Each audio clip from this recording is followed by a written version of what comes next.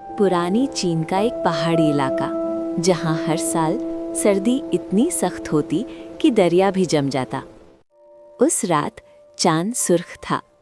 लोग कहते थे जब चांद सुर्ख हो जाए कोई पुरानी रूह जाग उठती है।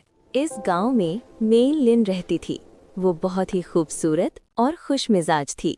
उसने अपनी दादी से कहा, मैं क्यों हमेशा अलग महसूस करती हूँ?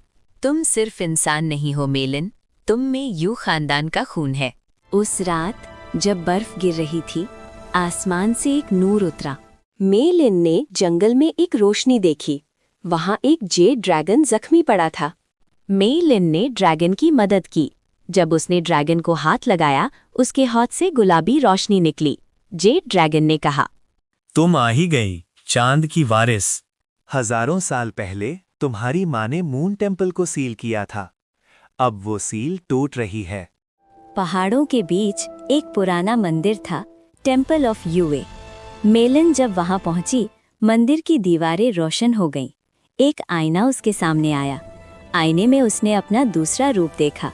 पिंक रॉयल लिबास, क्रिस्टल क्राउन, आंखों में सितारों जैसी चमक। तुम हो गुले यू, चांद की असल वारिस। इसी वक्त अंधेरों का बादशाह हे वैंग अपनी कैद से आजाद हो गया। उसने मेलिन को महसूस कर लिया और हवा में उसकी आवाज गूंज उठी, वारिस जाग चुकी है।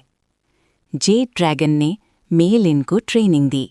सीखो मेलिन, बर्फ को कंट्रोल करना, नूर से तलवार बनाना, दिल की ताकत से शील्ड क्रिएट करना। हर ट्रेनिंग के साथ मेलिन का रॉयल रूप ज्यादा पावरफुल होता गया, मगर हे वांग भी करीब आ रहा था।